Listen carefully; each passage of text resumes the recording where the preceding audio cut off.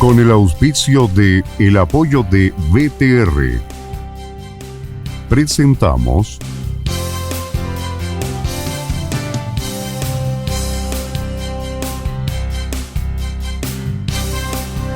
Calama Noticias.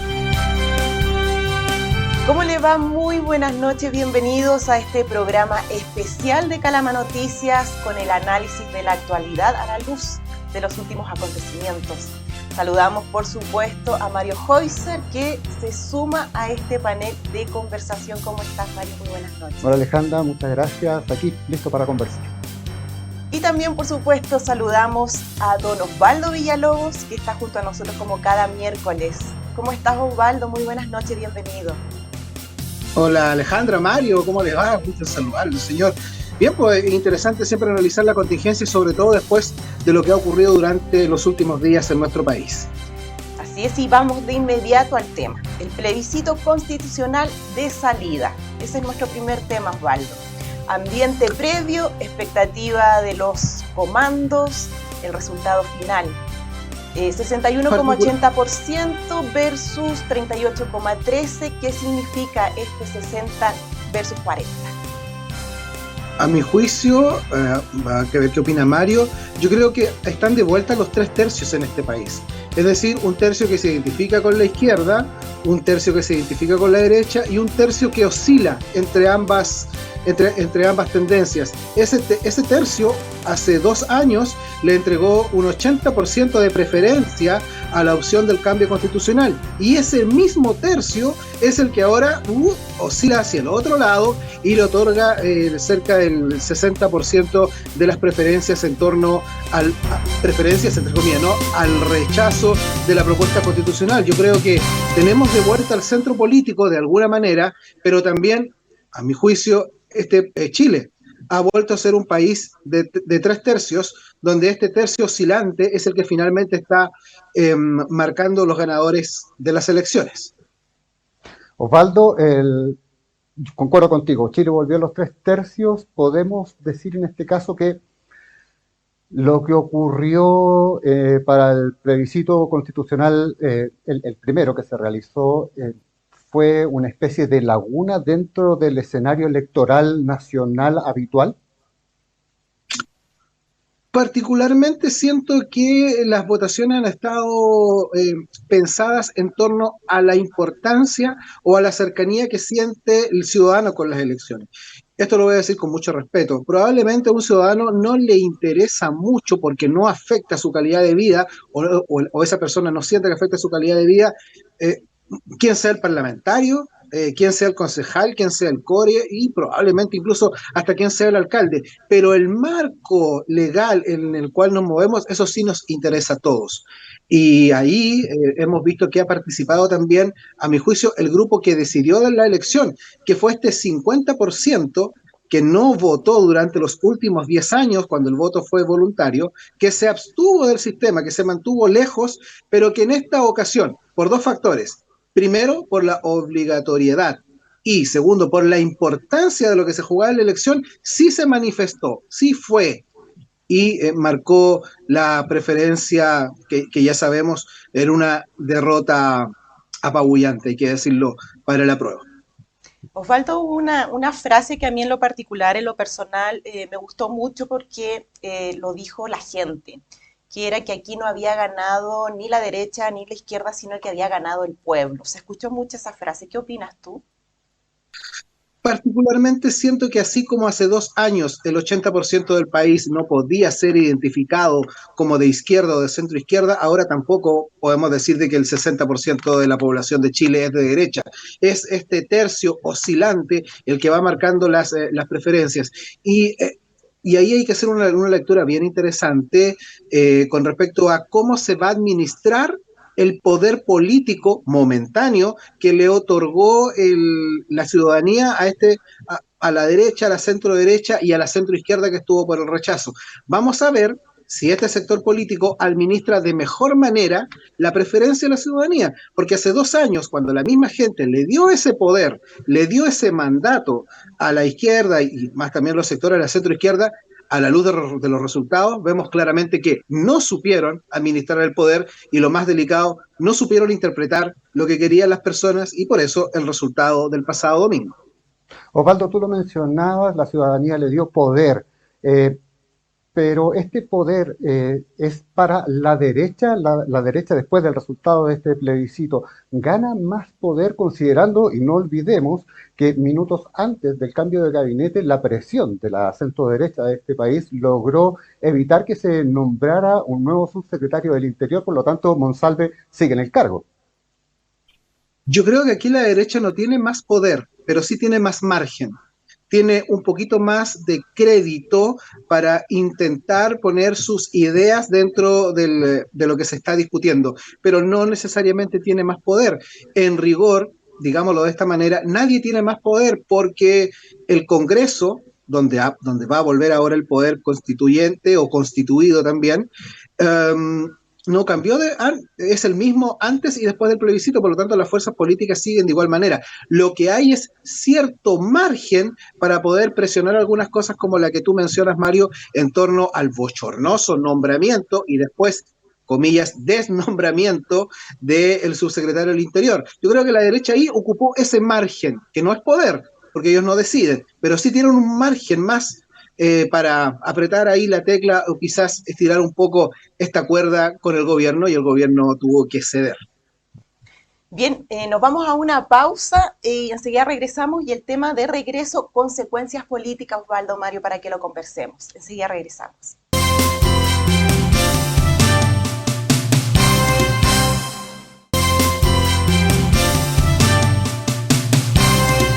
Bien, y continuamos con este especial de noticias. Regresamos con el tema de las consecuencias políticas. Osvaldo, ¿cómo queda la figura del presidente Boric y su gobierno, por supuesto, tras el plebiscito? Los cambios en el gabinete no fueron los adecuados, sí fueron los adecuados. ¿Qué piensas tú? ¿Hubo algunos cambios a última hora?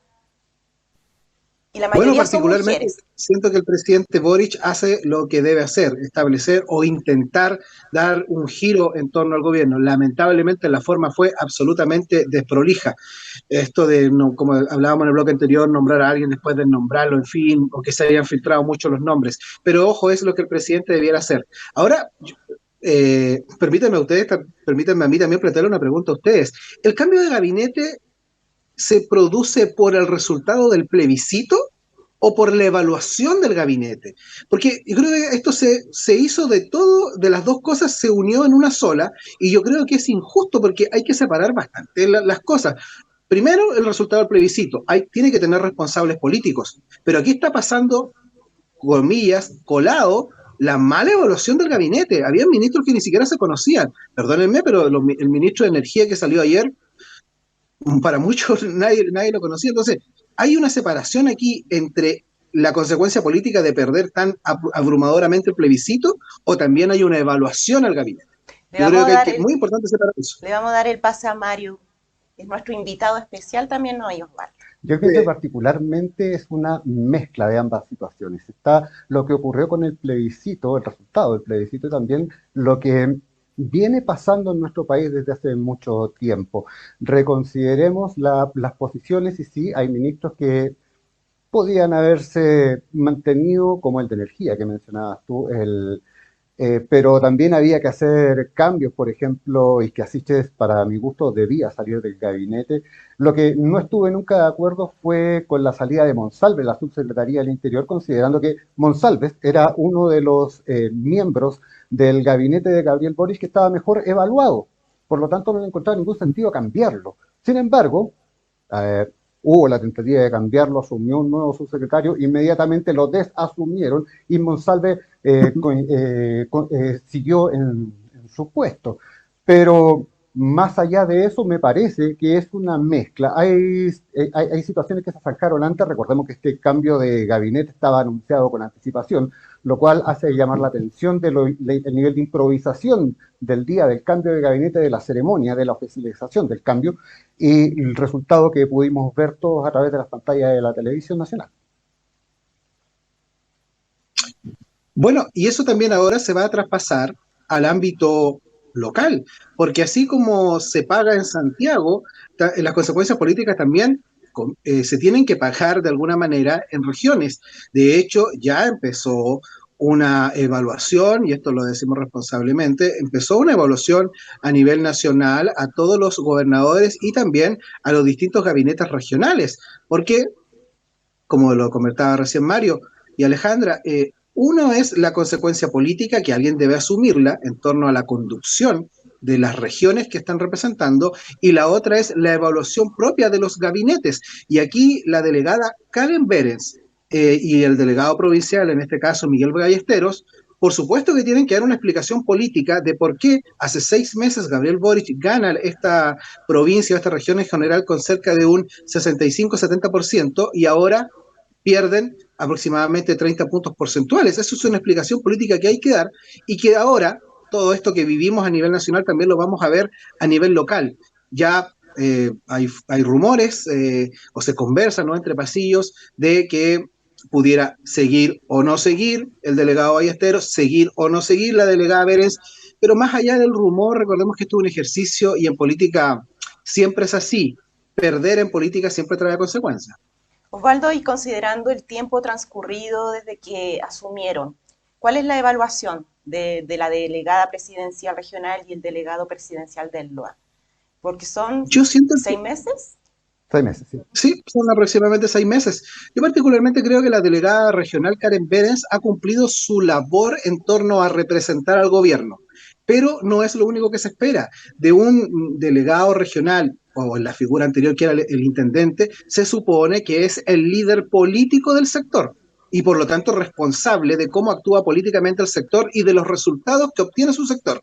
Si lo llevamos en ese punto, hay que decir que, como decía hace un momento, tiene harto que explicar Karen Berens por qué pierde tantos votos la comparación de las elecciones. Pero más allá de Karen Berens, que a mi juicio ha cumplido su papel en la medida de que se espera de ella,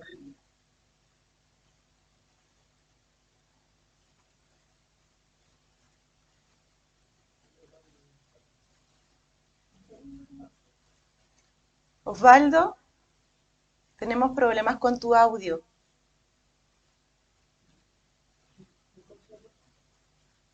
Bien, como lo decía Osvaldo, mientras recuperamos esa conexión de audio con Osvaldo, sí, efectivamente hay un costo político que alguien tiene que pagar. O sea, alguien tiene que ser culpable de la situación, de la bochornosa situación que vivió el gobierno de Gabriel Boric. En este caso tenemos 3 puntos que pueden ser los débiles aquí en la región, a lo mismo que en todas las otras regiones. La delegada presidencial regional Karen Berens, particularmente en el LOA el delegado presidencial provincial Miguel Ballesteros, y también podrían estar en la mira de eventuales cambios todos los seremis de la región de Antofagasta. Lo mismo que podría ocurrir en todas las otras regiones del país. Todos ellos están bajo un serio cuestionamiento político a la luz de los resultados, o sea, perder por una diferencia porcentual luego de haber prácticamente arrasado en la elección presidencial. La verdad es que necesita que alguien sea expuesto como culpable. Sí, exactamente. Bien, nos vamos a una pausa y enseguida continuamos con este especial de noticias de hoy, miércoles 7 de septiembre, y regresamos con el tema de la futura y nueva constitución. Enseguida continuamos.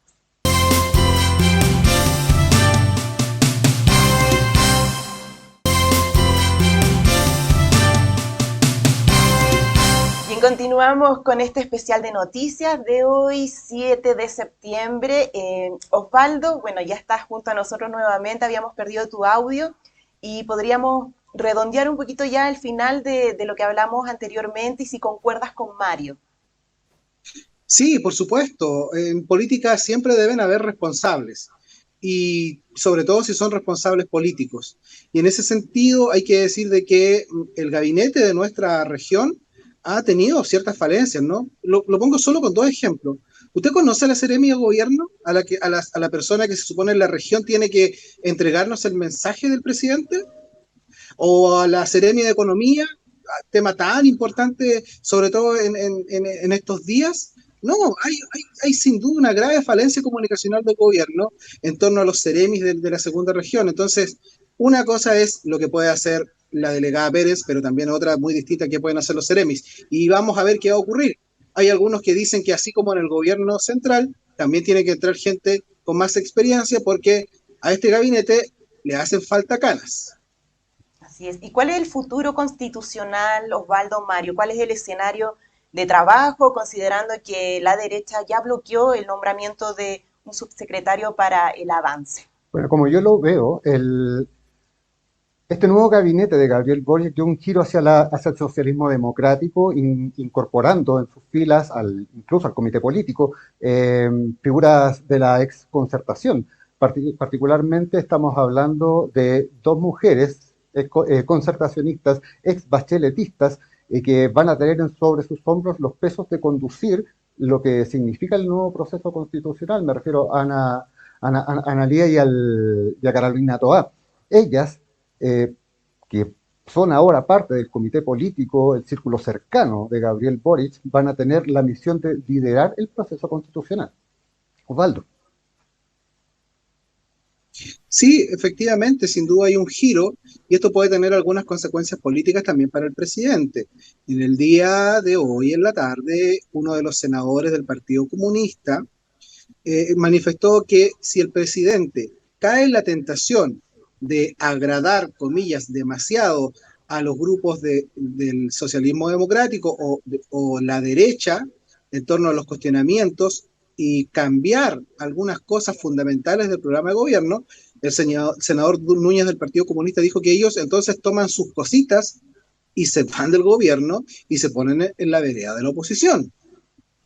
Un comentario que ha dado mucho a hablar durante las últimas horas y que deja en absoluto entredicho cuál es el margen que tiene el presidente Gabriel Boric, porque el presidente sigue teniendo poder, pero tiene menos margen. En cambio, la derecha no tiene poder, pero sí tiene margen para todas estas movidas o acuerdos prácticamente políticos. Con una pistola sobre la mesa. O sea, en este momento el Partido Comunista está tratando de arrinconar al presidente Gabriel Boric y a todo su gobierno, condicionando la implementación del plan de gobierno. Bueno, claramente el futuro es una nueva constitución política del Estado, pero ¿de qué plazo estamos hablando y qué va a pasar en Chile mientras? Considerando que el descontento social aún es tema latente, lo mismo con el tema de seguridad pública y bueno, otros temas también de importancia. En definitiva, ¿cómo deja el gobierno su campaña constitucional y se vuelca a gobernar y poner en marcha su agenda? Osvaldo. Qué buena pregunta, Alejandra. Eso suena difícil, ¿no? Suena difícil cómo hacerlo porque hay que decirlo. El gobierno se volcó a hacer campaña durante el último mes. Ojo, no estamos hablando de intervencionismo ni nada de eso. La Contraloría eso ya lo zanjó. Nos refiero a la atención, ¿no?, que se veía que el gobierno tenía en torno al proceso constitucional. Bueno, el gobierno ahora tiene que, valga la redundancia, gobernar. Sobre todo después de las noticias que dio el Banco Central, donde el Banco Central 3 días después del plebiscito, reconoce que el próximo 2023 Chile sí va a estar en una recesión, como nosotros lo dijimos en algún comentario en algunas semanas anteriores y a algunos no les cayó muy bien. Pero bueno, ahora lo reconoce el Banco Central, vamos a tener una recesión. Por lo tanto, aquí el gobierno, el presidente Gabriel Boric va a tener que tomar la decisión que tú preguntabas, Alejandra. O trata de seguir liderando el proceso constituyente o deja al Parlamento, que es el poder constituido, avanzar en torno a los acuerdos y separarse de alguna manera del proceso constituyente para dedicarse a gobernar. Es una buena pregunta. Mario, nos quedan 30 segundos. ¿Quieres aportar algo? ¿Estás de acuerdo con Osvaldo para finalizar ya? Bueno, como siempre me parece que Osvaldo tiene toda la razón. Él va a ser una tarea que no es imposible, pero también va a costar un poco implementarla. Es como dejar de vivir en campaña. Como yo lo veo, Gabriel Boric ha estado en campaña desde que ganó la elección presidencial. No ha sido el presidente de la República en ejercicio, sino que ha sido todavía candidato en campaña.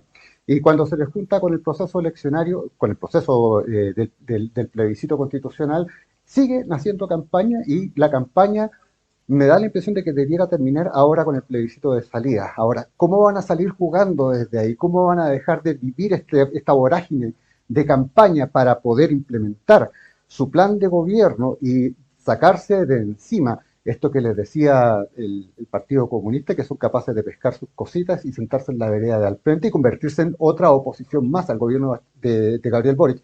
Me parece que es un trabajo donde tienen que poner también mucha dedicación y esfuerzo. Bueno, vamos a ver qué pasa. Osvaldo, muchas gracias, Mario. Se nos pasó el tiempo volando en este especial de noticias, pero queremos que se despidan, por favor, cortito. Bueno, parto yo entonces. Muchas gracias por la invitación. Encantado de compartir la mesa de trabajo contigo, Osvaldo Villalobos. Un abrazo a la distancia, amigo. Mucha suerte, que estés muy bien. Por supuesto, Alejandra, Mario y por supuesto nuestros televidentes, gracias por siempre preferir informarse con nosotros y también estos programas de análisis tan necesarios después de lo que estamos viviendo en nuestro país. Así es, muy necesario. Osvaldo, nos vemos nosotros el próximo miércoles. Que estés muy bien, muy buenas noches, Mario. Muy buenas noches a todos ustedes, agradeciendo como siempre su preferencia de parte de todo el equipo de Calama Noticias. Nos reencontramos a las 21:30 horas nuevamente. Que esté muy bien, que descanse. Muy buenas noches. Hasta las 21:30. Con el auspicio de el apoyo de BTR, hemos presentado